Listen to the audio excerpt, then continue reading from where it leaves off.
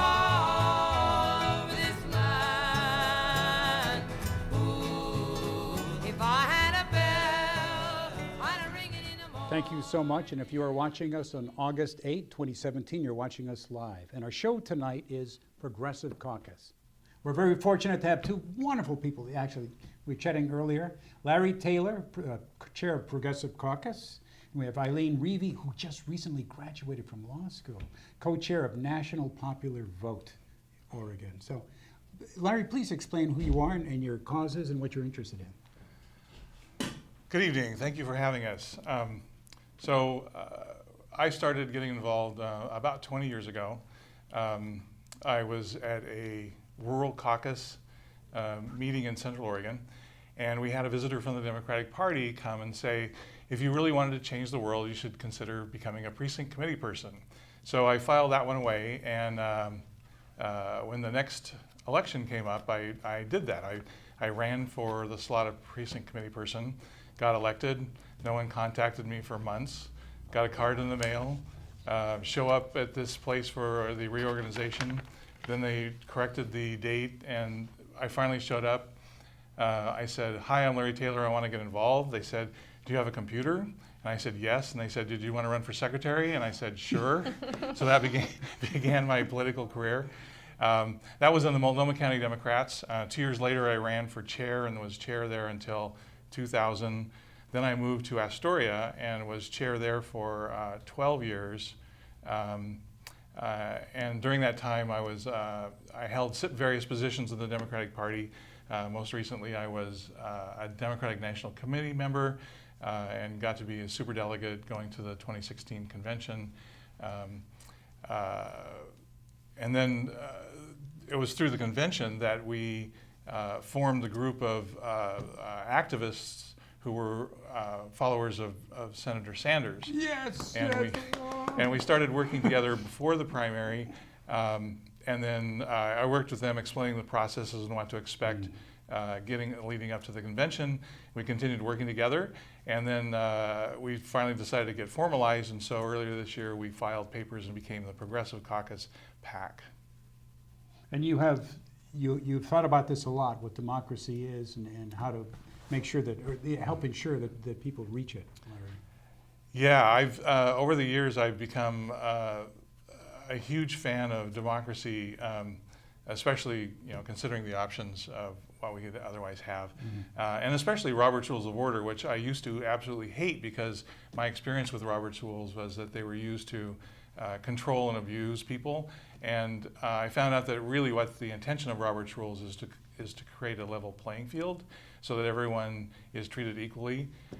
So now I'm studying to become certified, which I hope to do next month at the National Convention in Chicago. And you also might have several suggestions for us too. I mean, for people who go to these meetings, how to maybe not lose control by following some ideas with Robert's Rules of Order.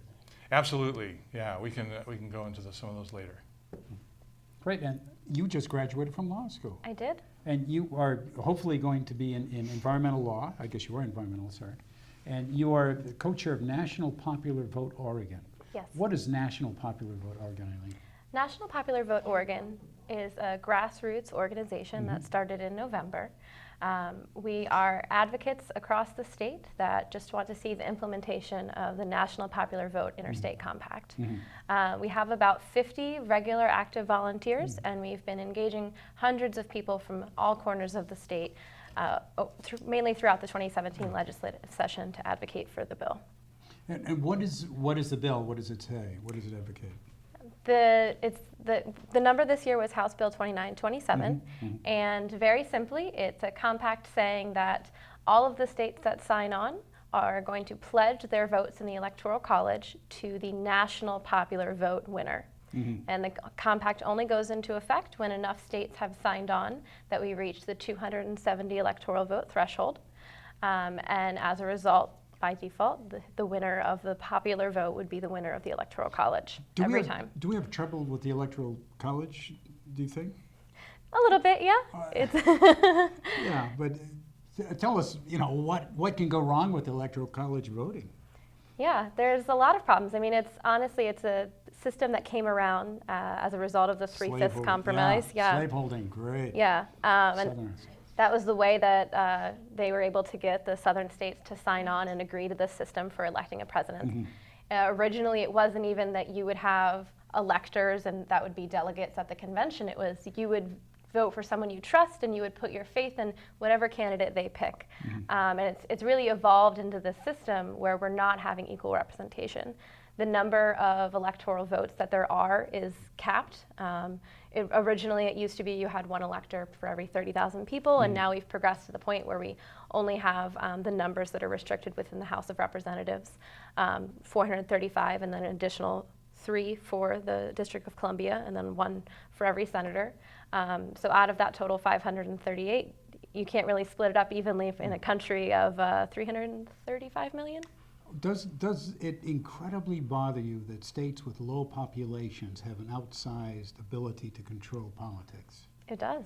Minnesota, Wyoming, Montana, I mean, it's incredible. Even Vermont, you know, where Sanders is from. But they have outsized ability to control what the country will do. So it doesn't take too much money to persuade them, I guess. This is one of your books here. What is every vote equal? Every vote equal, a state-based plan for electing the president by national popular vote. It was written by Dr. John Koza and Barry Fadum and several others. Dr. John Koza is the idea man behind the National Popular Vote Interstate Compact. He came up with this in 2006. So it's important to note this is not just a reaction to the 2016 election. And in Oregon is something that we've been trying to do for the past 5 legislative sessions. So this book goes through pretty much every part of the compact. It's when you put it out on an 8.5 by 11 sheet, it's about 3 pages long. And this goes through and explains the reasoning behind every single word practically, and also importantly addresses a lot of myths and misconceptions about what the U.S. would be like with a national popular vote. There is obviously some concern that if too many states embarked on it without 270 threshold, that you would have Republicans swamping even further the electoral process. So that it makes sense to just go maximize votes, and once you hit the high threshold, then you can be fairly well convinced, I guess, or it can be proven that this is a valid approach to electing people. Because I don't trust Republicans. I don't know. I mean, it's just my own bias because I've been watching and been alive for a long time. But the Kobach and we're just talking about voter suppression, and there's one party that suppresses votes and one party that doesn't suppress votes. And the one party, the Viggory thing, right? We're not interested in increasing the number of voters. We don't want everyone to vote. Because candidly, our power goes up as the number of the voting public goes down. A famous YouTube clip. But anyway, good for you. I certainly support you. How was that going within our state legislature? It failed this year. Should we dive into that process Yeah, now? please. Sure. Yeah. Okay. So in Oregon this year, this bill has been introduced every year since 2009 in Oregon. It passed the House in 2009, 2013, and 2015 with bipartisan support. And each of those years, it was referred over to the Senate, and it never even got so much as a hearing. In 2017, this was the first time that there was really a very strong grassroots push to have this bill passed. It passed the House on party lines. This was the first time it passed in Oregon, unfortunately, without Republican support. There were actually 3 Republican representatives who previously voted for the bill and did not in this session, interestingly. And in the Senate, for the first time after almost a decade of trying to get this bill passed, we finally got a hearing. Hundreds of phone calls, hundreds of emails, Twitter posts, Facebook posts. We finally got it, and we're very happy about that. That was within the Senate Rules Committee. And we had our hearing. We had, on less than 36 hours notice, we got 40 people down to Salem to testify. We got the president of National Popular Vote, the national group, Barry Fadum, to fly up from California to testify. And we packed the room. And person after person got up. We were only able to get 2 minutes each because there were so many people in the room, and said, we want House Bill 2927. There was another bill that was proposed, which was Senate Bill 825, which referred the issue to voters. Our group and the national group does not support that plan because it would have had to have been referred to voters in a low turnout primary this fall. Yeah. I don't trust Republicans. I mean, a lot of money interest, just, we're going to, yeah. Exactly. Yes. I don't want someone from outside Oregon being able to come in and influence the election and say, this is how you should vote in Oregon. That was an issue, and it was honestly a transparent attempt to kill the bill. And it would have had to have gone back to the legislature again in 2019 for ratification anyway. So a completely not well thought out plan and an attempt to kill the bill. And most importantly, Article 2, Section 1 of the U.S. Constitution very specifically gives the authority to decide how electors vote to the state legislature. There's no one else. You can refer it to as many people as you want, but this is not an issue that can be decided on the ballot. So we had our hearing. We waited, and we waited, and we waited. We kept saying, okay, Senator Burdick, you've said all session you support this bill. Time and time again, we knew that the Senate President, Peter Courtney, did not support this bill.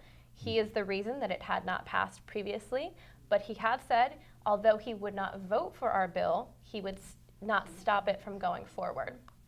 On July 3rd, which was a Monday, and the session ended up ending on that Friday, we had some of our supporters sat down in Senator Burdick's lobby and said that they were not leaving until they found out why a work session had not yet been scheduled. And very regrettably, it was not until that time that she admitted that she no longer supported this bill. She sponsored it in 2015. She, at the absolute last moment, changed her mind and would not allow it forward for a vote even within her own committee. Did she give a reason? She said she changed her mind on it and thinks that it should have been referred to the voters, despite the fact that it's constitutionally her authority. Last minute. One of my favorite jokes is a fellow that wants to borrow a rope from his neighbor. So he says, can I borrow your rope? And the neighbor says, no, I'm using it to tie up my milk.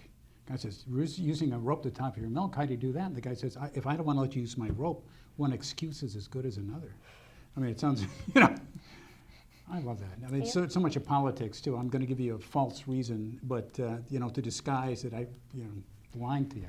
Yeah, and it was extremely unfortunate because we had the votes within her committee, even without her. If she would have just allowed the vote to happen, it would have passed out of her committee.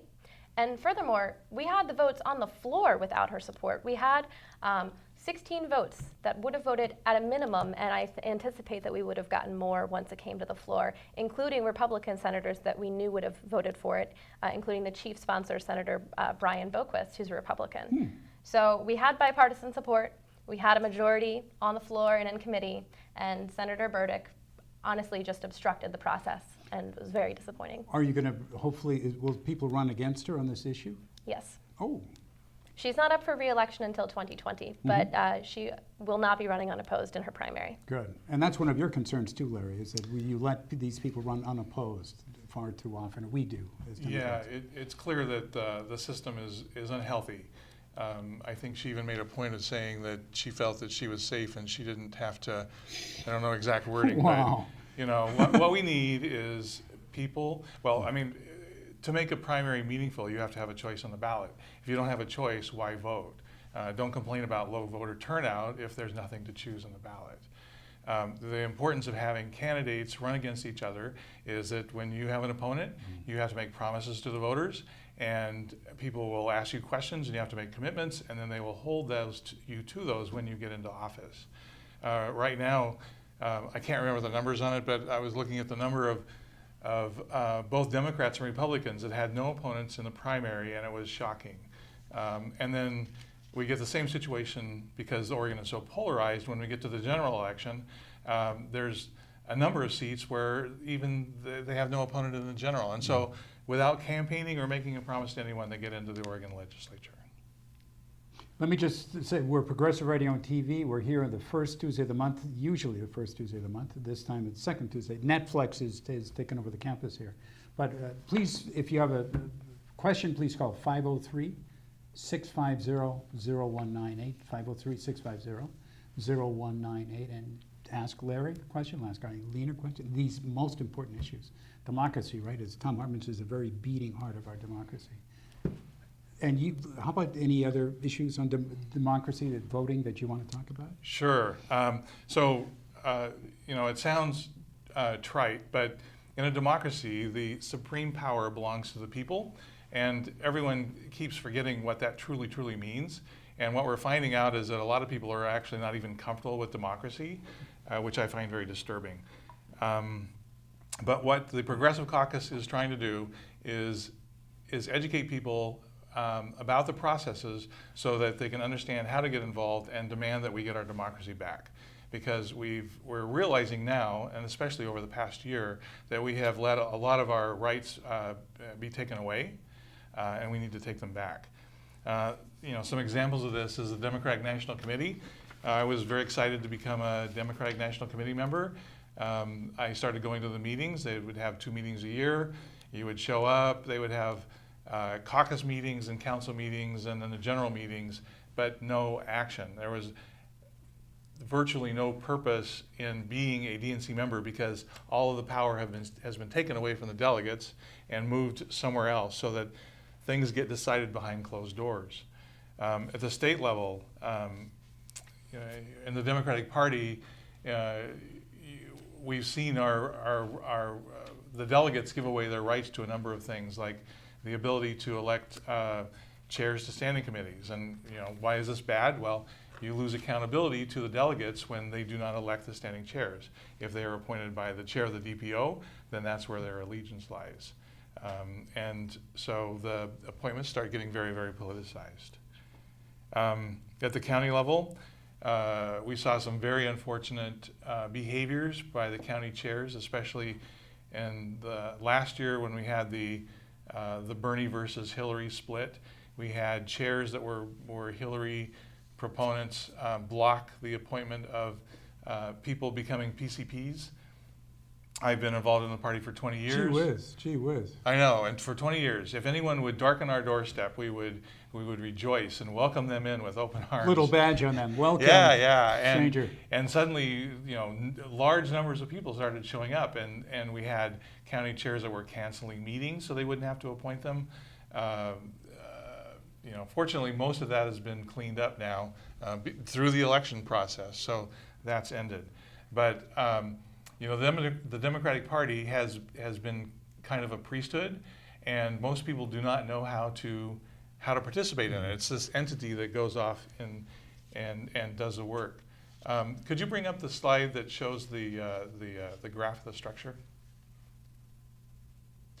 So what we're encouraging anyone who's interested in getting involved in the party, and this goes for the Republican Party as well, starting next February, you can get a form from the Secretary of State and fill it out and run for the position of precinct committee person.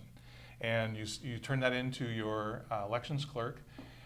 These are elected positions, and you are elected to represent your neighbors within your party. So you would, if you were a Democrat, you would represent your Democratic neighbors. If you were a Republican, you would represent your Republican neighbors. If you have to get a minimum of 3 votes. Most people receive this funny little ballot in their envelope when they go to vote in May, and they don't know what it is, but those are probably your precinct committee persons who are running for office. So what we need to do is get everyone who wants to take back their party to run for these offices and get involved. Those people then would vote in the reorganization of each of the counties. Oregon has 36 counties, and there would be 36 elections where they elect their chair and their vice chair and their delegates to the State Central Committee. Could you try the next slide, please? Oh, here, you got. Oh, okay. Still the next slide. Next slide. So, yeah, what this shows is the structure. So at the very bottom are the precinct committee people. Well, actually, at the very bottom is registered voters, and they elect the precinct committee people.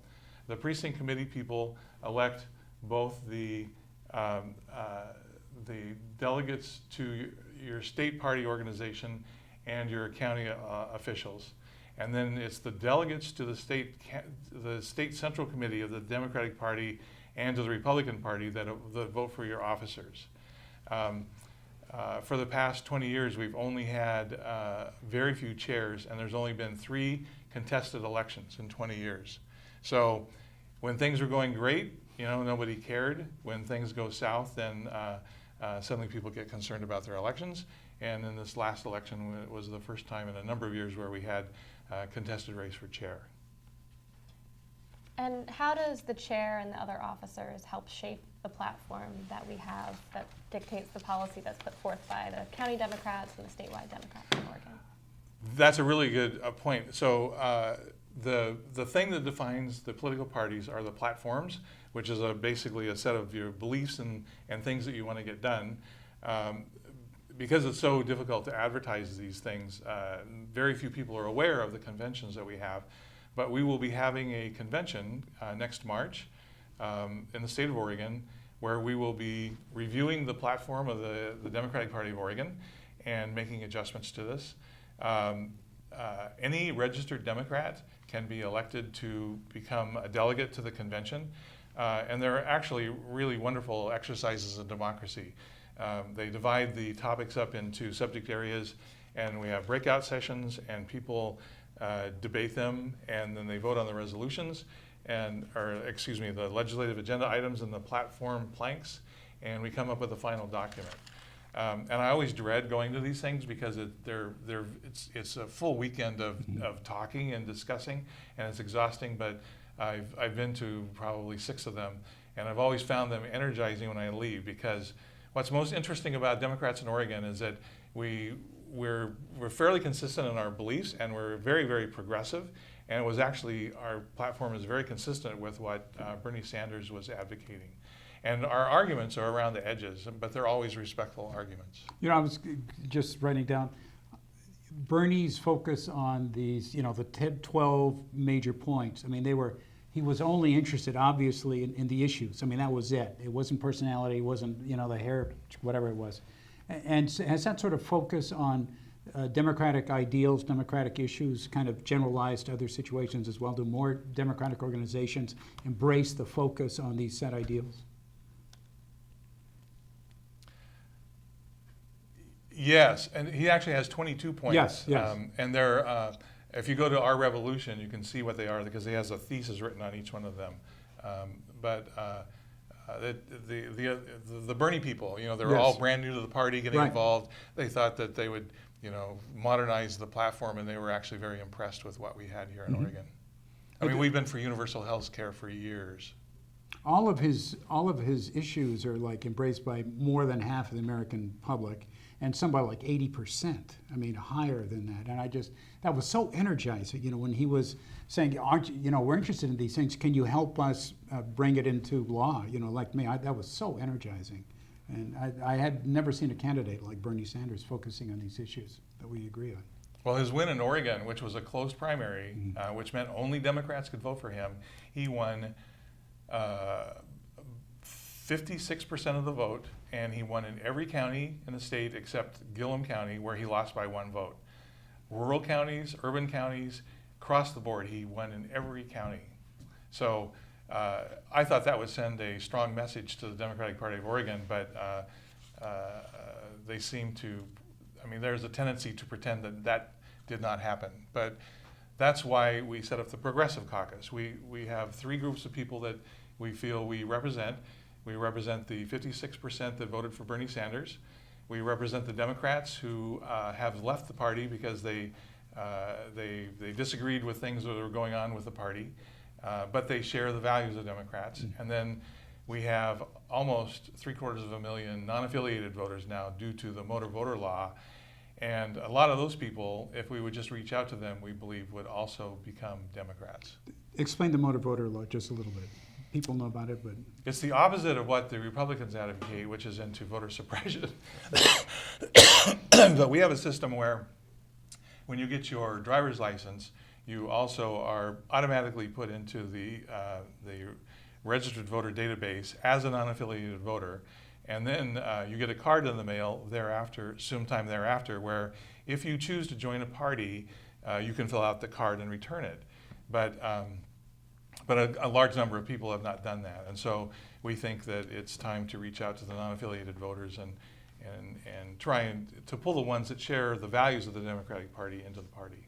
This is the first state, Oregon, to have this universal voter registration, motor voter. And it was 2015, I think it was put in place. What a terrific idea. Yeah, the assumption is you're going to do your duty, civic obligation and vote. I just think that's great. Does any other state, are they looking at this as well, do you know? Or maybe some others, probably California would be the closest thing to do. Yeah, I haven't tracked that in other but anyway, states. But good for them. I just think that's great. Let me just say who we are. We are Progressive Radio on TV, and we're here the first Tuesday of the month. And Marv, if you would put up the indications for the studio, that would be just great. And if you're interested in putting a show on there, we're Willamette Falls Community Media Center, 1101 Jackson Street, Oregon City, 97045. And the number here, write it down. If you're interested, if you have an issue you want to discuss, publicize, call them, 503-650-0275, 503-650-0275. The nicest of people. Thank you, Sherry. Thank you, Marv. Thank you, Jen. Thank you, Steve. Anyway, I just applaud them for doing that. And what else is on your talking points about democracy? Well, people hate Robert's Rules of Order because it's almost 1,000 pages of not linearly written information about Robert's Rules and how meetings are run. But it's very interesting how they were written. I think he was a general. General Roberts actually lived in Portland, Oregon for a while, and then he was stationed in San Francisco, and he was asked to run a meeting. And he went to the meeting, and it was absolute pandemonium because there were no rules of order. And so he made it his mission to go study parliamentary procedure that they followed in Britain, and he studied the Senate rules that they had put together, Jefferson had put together for the Senate, and then for the rules for the House. And he condensed them down and rewrote them for people to use in societies like HOAs.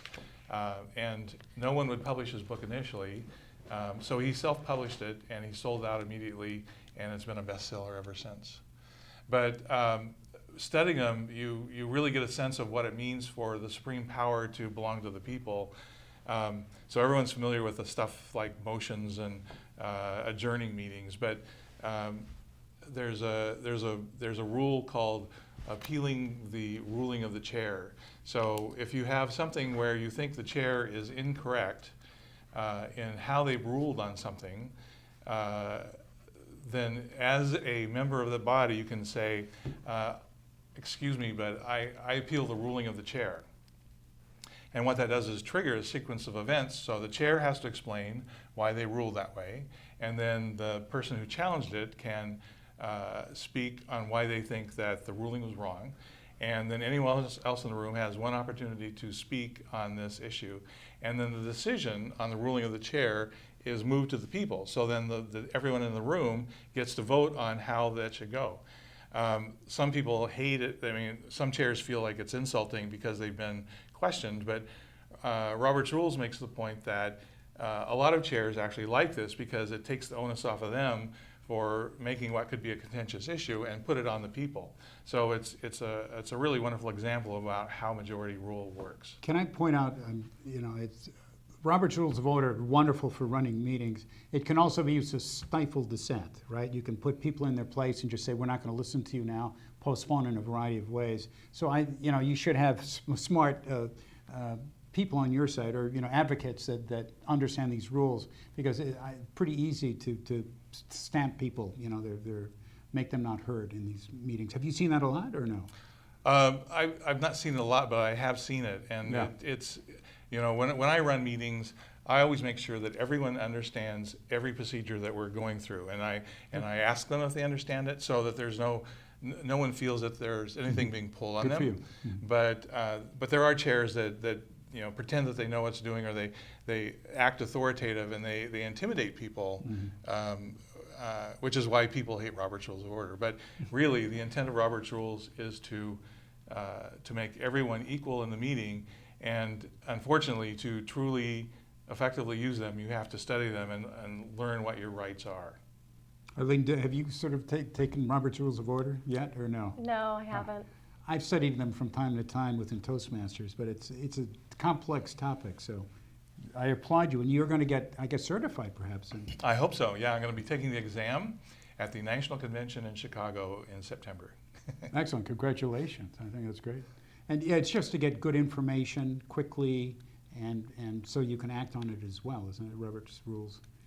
Yeah, you really. I mean, you can't be thumbing through a 900-page book looking for a detail. You really need to know what percentages you need for different types of votes and things. Mm-hmm. I remember going to a convention. It's long, wow, 2000. I hate to say it, 2002, a long time ago. But gee, I had a wonderful weekend and just listening to the various Democratic people, and it really got me energized after that too. Have you been to one of the Democratic conventions? No, not yet. Yeah, it is fun. Yeah, where's it going to be? Do you know? Well, they haven't decided. They probably won't announce that until late 2019, early 2020. Mm-hmm. Yeah. Actually, I think I'm a good example of a Dementor. Dementor? Yeah. Like Harry Potter. Dementor, Elaine. But yeah, it's oftentimes that certain issues, such as national popular vote, is unfairly politicized. Yes. But it is a bipartisan issue, and I myself, I had not registered as a Democrat until the 2016 primaries because I wanted to vote for Senator Sanders, and that was the first time. Mind you, because of his support and his encouragement, I've stayed in the party. Good for you. But yeah, I haven't been to a convention yet. So Larry, one soul won here. That's good. You're bringing them into the fold. Yes, and if you join the Progressive Caucus PAC, we will make sure that you understand all the processes for getting involved in the convention, how to run to be a delegate to the convention, because that's its own convoluted process. And then if you get selected, then you get to go to where we're going to have it. And unfortunately, it's not like the conventions when we were kids where things actually happened on the floor. Mm-hmm. But it's so exciting to be around people like Michelle Obama and Barack Obama and hear them speak. So inspirational, idealistic, absolutely. And so on. Yeah. On your website, or Progressive Caucus PAC, it shows how people can sign up. Yes. Is it progressive? How do people find the website? It's an acronym, www.pdpo.org. So progressive, like Democrats of Oregon, PDPO. Mm-hmm. And so you can sign up for the newsletter, and you can also sign up to join the caucus. We have a pledge that you need to take, because the reason why you have a caucus is because you have people with common values working together. And so, anyone who wants to come and work with us and organize, then this is the place for you. And the goals, I guess, you have are working for the defeat of Greg Walden. I'm all for the defeat of Greg Walden. Oh my gosh, has he been a thorn? Anyway, single-payer health care. Yep. Jobs in all of Oregon, affordable health, higher education, and Jordan Cove and eminent domain for pipelines. And yes. And we're doing outreach to underrepresented minorities. So we would really like to see the Democratic Party look more like the population of Oregon. Mm-hmm. What is, I hate to say, I'm unfamiliar with Jordan Cove and eminent domain for pipelines. Which pipeline, do you know what that's about? Or? Yeah. Natural gas or no? The fight started in my county, in Clatsop County, in around 2003.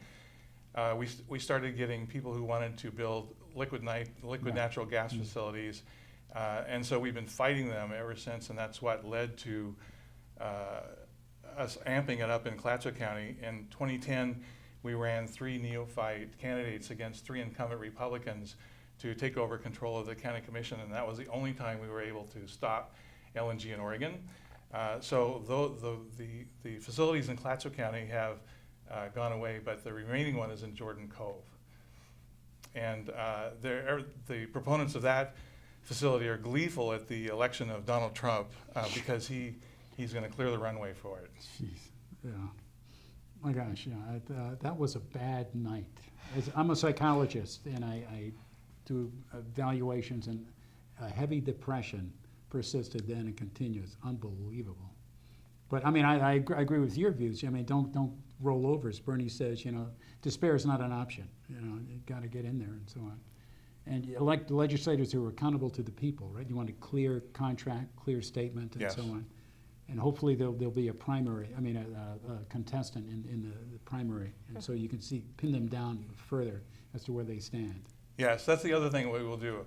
If anyone wants to run for office at any level in Oregon, we will help you. We will educate you on how to run for office, how to express yourself, and go through the mechanics of running. So, we encourage anyone who wants to get involved in politics to join us. Yeah, and I think as far as the legislators being accountable to the people, Mhm. NPV is a really good example of that. I mean, we had all of the Democratic committee parties, where the PCPs we were talking about earlier, 25 Democratic counties, or party counties, excuse me, passed resolutions in support of national popular vote. The Democratic Party of Oregon passed a resolution in support of national popular vote.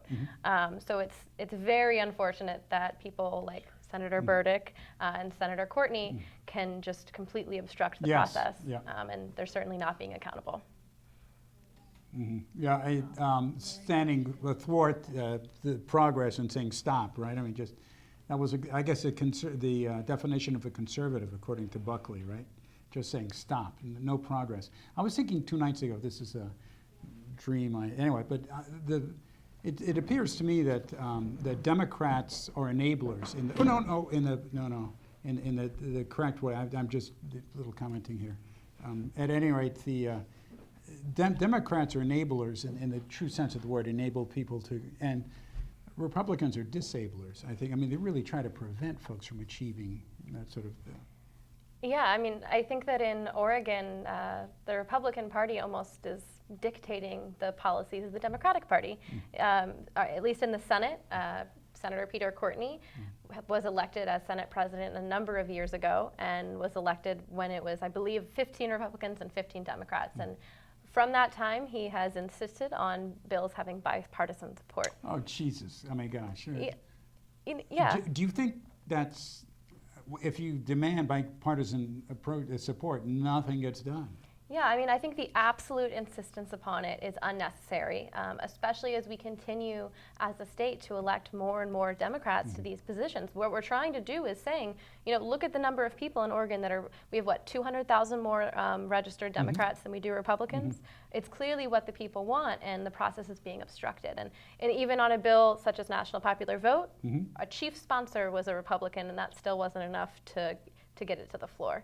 So it's just, that's not a healthy democracy. No. Well, I'm not sure what a healthy democracy is, because let's look at California.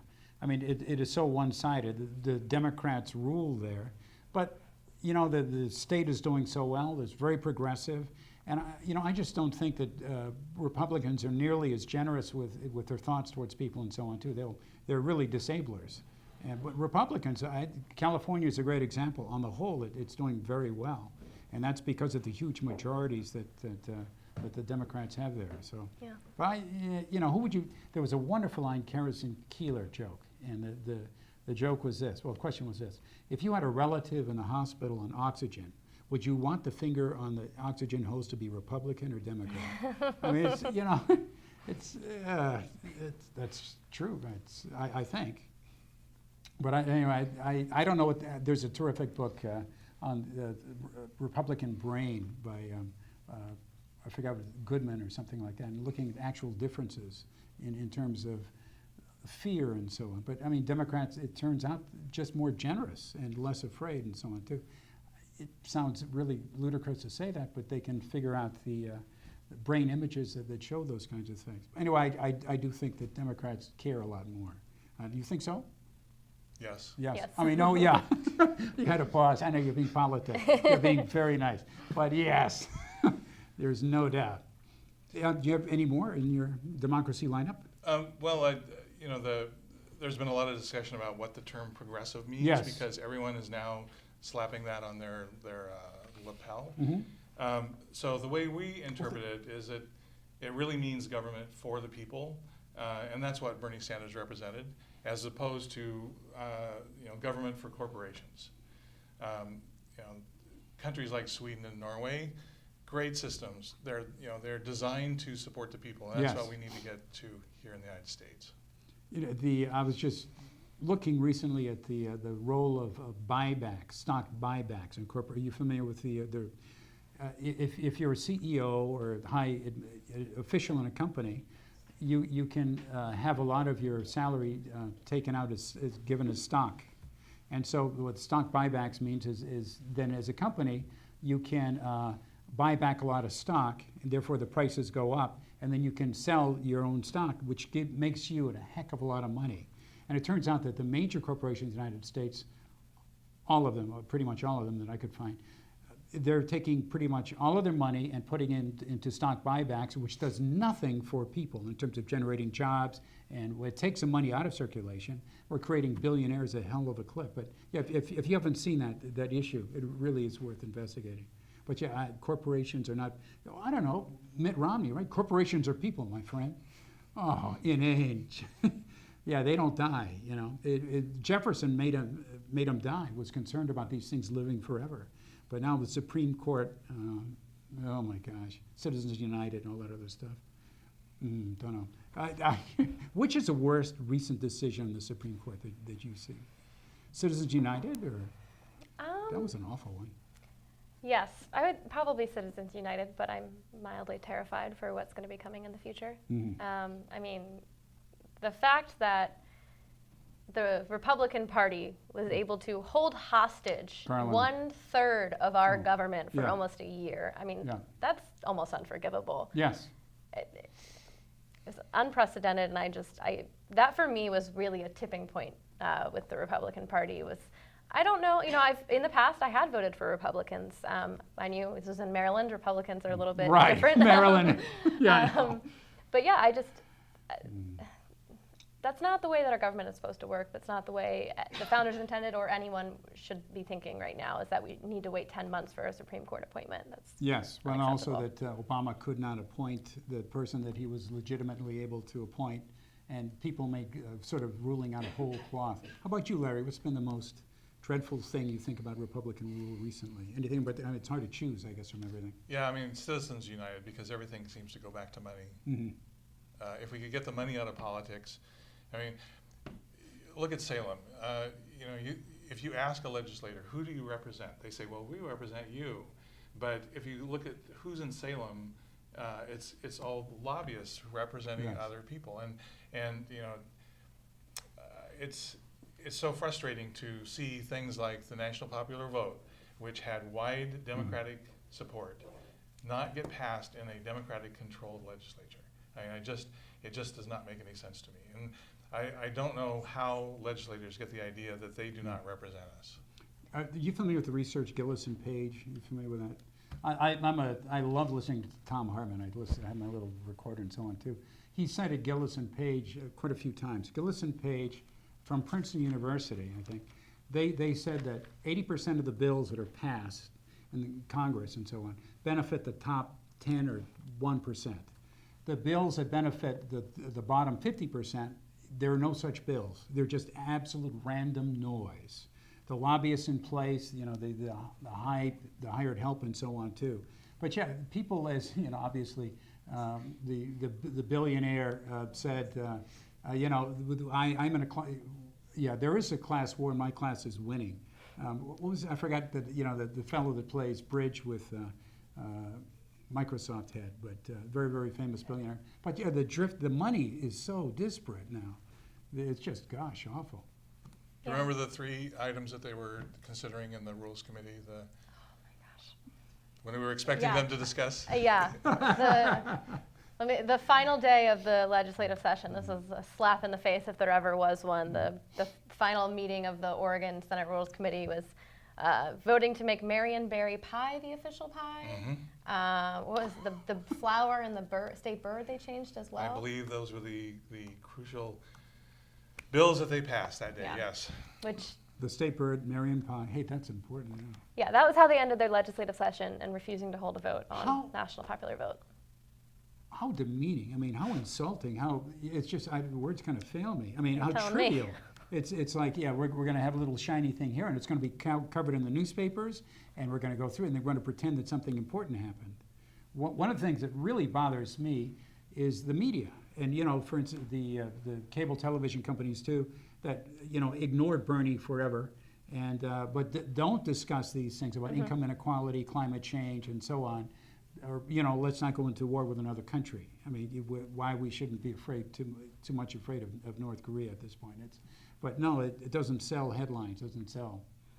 Are you guys also concerned about national media? Yes. Yeah. Good. Well, I mean, it's such a problem because people are inundated with information, and so they start putting up shields to, they just mass delete or ignore. We do mass mailings for an organization that I work for, and we're lucky if 30% of the emails get opened. And that's our main way to get to them because we can't afford advertising. No one reads newspapers anymore. It's like, how do you get to people anymore? It's extremely difficult.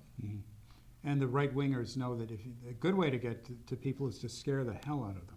I mean, there was that famous quote with Goering, who's a German general, World War II, in Nuremberg trials, and he was interviewed by this English reporter, and he asked, how did you get so much power? And Goering says, oh, it's easy, The average person doesn't want to go to war. Average person wants peace. But what you do is you label someone within your country as a traitor, and you're going to tell them how you're going to protect them from the traitor. And if they don't agree with you, they are traitors too. And so you can gin people up for war. It's so easy, he said.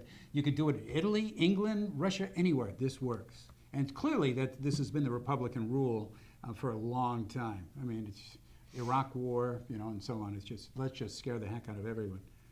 But I don't know. But I do not like the media, their refusal to discuss like Bernie's issues and so on. Yeah, I mean, scare tactics in the media and money. It's an interesting. There's a great website called followthemoney.org. Yes. And I've spent a lot of time searching through that this past legislative session, and it's, I think, really interesting to note that if you look at Senate President Peter Courtney's top individual donor is Republican 2016 candidate for governor Bud Pierce, who has come in at about $26,000. Pierce is a nut. I mean, he's a right-wing nut. And that's money buys. That's his top individual donor. I think it has a large part of why he continues to demand so this the marionette bipartisan. Strings, many of them are Pierce. And so, yeah, and it's, there's obviously, it's probably 30 corporations before him that have given more, but top individual him, and then the second person is Senator Betsy Johnson. Not surprising, candidates support each other, but her total lifetime contributions to his campaign, according to the site, is only $6,000. So Bud Pierce is giving $20,000 more than the next closest individual person. So you've really got to be thinking about these things. The money, incredible. Let's just revisit the things you talked earlier about in terms of the Progressive Caucus and how people should get involved and so on. We have about 10 minutes, so let's, both of you make your points again, if you don't mind. Sure. So the website is pdpo.org. We just passed a resolution on where we're going to allow money to be contributed to us, and the decision was we were only going to take money from individuals, and most of our donations are $27, and the maximum we'll take is $2,700. And it was such great validation because the day after we passed that resolution, an individual wrote us a check for $2,700. And she wrote us a note saying, I really appreciate what you are doing, and please keep up the good work. Great. So people who don't have time to help but can contribute money, we will appreciate it.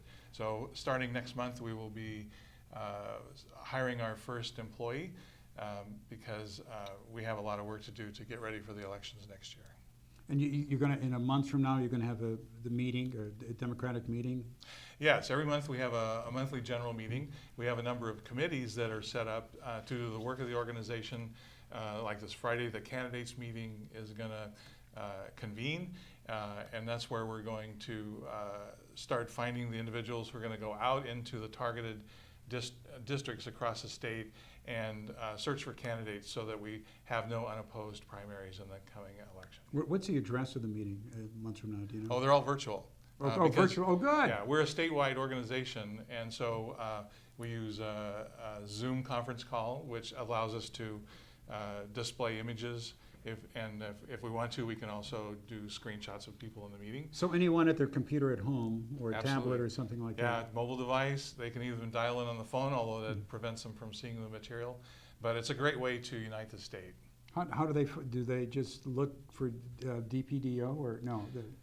It's only for members, so we don't Oh. open this up to anyone. But anyone who is a member gets the login information for the meeting, and then when the meeting time comes, they dial on and everyone comes online. So it's so great how technology is shrinking the state and allowing us to communicate, because it's like a 6.5 hour drive to get to Burns. Yes. And it's probably 8 hours to get to Lake County and Wallowa County, where we have some great burners, and we can pull all those people in and make them feel like they're part of the family.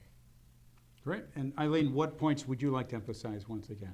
Yeah, just the National Popular Vote Interstate Compact is a completely constitutional state-by-state plan for changing how electors vote in the Electoral College. The power was given to the state legislatures, which is why we have 2 states where they split their votes by district. And interestingly, I didn't mention this before, but it wasn't until I believe the 10th U.S. election that even a majority of states used the winner-take-all system that we have now. So it's not such a crazy idea, because it used to be a different system. We can go back to it. To engage with our group in Oregon, we have a Facebook page, National Popular Vote Oregon. You can also contact us at npvoregon@gmail.com. We're always looking for volunteers, and the bill will be introduced during the 2019 session in Oregon, and we are already strategizing on that. And we also will be working on making sure that the legislators that have obstructed this process, we don't want to see them in these positions if they're going to continue to act this way. No, bad people. Yeah, No. and if those that are not up for re-election, we certainly don't think that they should be in positions of leadership in the next 2019 session. So That's a good point, yeah. And if they're candidates that are running for the first time, we can ask them, do you support NPV, and get them committed before we expend our resources on them. It is difficult to have a good reason why NPV is not supported. The Electoral College has been an awful institution recently. I mean, the last election, the 2000 election, Larry, you said, yeah, if it weren't for the Electoral College, we would not have done a lot of the things in 2000 that we are now ashamed of. And the dissolution of America now. Yeah, and Oregonians should be especially worried about this, because there has been a number of studies that have shown that after 7 electoral votes, which is how many Oregon has, the more that our state increases our voter turnout rate, the less weight we have in the Electoral College. So with motor voter and with all these things that we're trying to do to get people engaged, it's actually hurting us in the Electoral College and making us less represented. The more people, the less impact? Yeah, so Oklahoma has 7 electoral votes as well as Oregon, and because the voter turnout rate in the last election was almost, I think, 7% less, every Oklahoman's vote counts more on an individual basis, even when you have the same number of electoral votes. Yeah, and also obviously vote squelching, denying people a chance to vote, voter suppression, or just saying the Russians are hassling the system, therefore your vote won't count, stay home and don't worry about it. Disenfranchises people, obviously. Yeah. And for those that are listening on the radio, I'm quite young. I'm 26, so I'm of the generation, and honestly, people don't think that our votes matter. And I would really love to see that change in my lifetime, because it's unacceptable, and that's, I think, the reason that we have a lot of these problems is because people don't vote, and they think it doesn't matter. But I'm here to tell you it does, and not just for the president, but also for all of the down-ballot races that we have. Yeah, Alec, as you know, the Koch brothers, when they offer a variety of legislatures just the laws that they want enacted, and the representative sits down with an Alec representative, and they say, if you do these things, we'll give you money, we'll support you, and if you don't, we won't, we're going to ignore you, and so on. But this is not democracy. This is certainly not what the founders intended, or as Tom Hartman says, this is not what Washington had 3 horses shot out under him for. This is democracy is more than this. So, I think you guys are doing great. So, please let us know what's going to happen in the near future. If people say they find it difficult to knock on doors, what is your suggestion? Just tough it up and give it a shot. And Yes, it turns out that is the most effective way to engage with voters is to go up to their door. Now, there are places in the state where that's a very scary thing to do. Neighbor-to-neighbor programs work best in urban areas where you have lots of densely packed houses together. But yeah, it's easily 20 times more effective than television ads, mailers, all the other things that people use to reach In out. the last election, I knocked on doors for Hillary at the end, and people were just delighted to have someone Yeah. talk, and they were just really enthusiastic. And they said, "Thank you so much, so much." And also the PCP, pardon me, the voters, the ballots are oftentimes geared just to Democrats or people you think are going to be encouraged by you anyway. You're not going to get many Republican people are going to be yelling at you. You came to the wrong door. Although this guy chased me away from his wife, sort of, don't listen, you're not. I'm going to trespass. You call the police and so on. People get really hot under the collar, but mostly I thought people were really genuinely embracing people that knocked on their doors because they know that you care. So yeah. And so the next major election is coming up, in the state of Oregon? Or I guess we have you have your tablet there. Oh, good for you. Yeah, well, the next big one will be the primaries next year, Yeah. where every member of the House of Representatives in Oregon will be up for election, and half of the Senate. And then whoever wins in the primaries go to the general election in November. Good. And next year, the Governor Brown will be running. I'm not sure what other the statewide positions are, but yeah, it's going to be interesting. Well, she's been a gem, hasn't she? Pardon? Governor Brown. I mean, just in many ways a gem. I mean, I like the the motor voter thing, and I just think she's great. Don't know. I was seeing also. I think you support her as well, if I'm not mistaken. If she makes it through the primary, yeah. Yes, yeah, that's true. That's a good point. Yeah. You got to make. I mean, the parties really should stay neutral. People can go out and Right. work for who they want, but the parties need to stay neutral until the primary. Yep, but you wouldn't necessarily, in the general, you would support her if she. Absolutely. Yeah, yeah. And it is important to be neutral.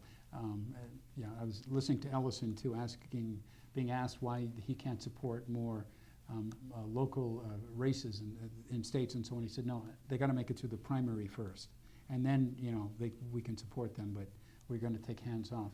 So anyway, thank you so much. You guys were great, and last minute, democracy is important.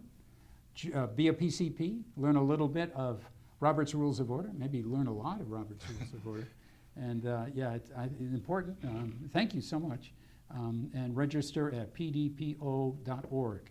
So then you can maybe Zoom conference and so on too. Yes. Yes. And see what there is. And maybe you can have the ballots, such as Bernie's ballots, in front of us too, and work on real issues that all Oregonians and most people are concerned about. Eileen, and for you, you want to bring back national popular vote, and you're going to hopefully aggressively focus on people and ask them, why aren't they doing it, and make them sign.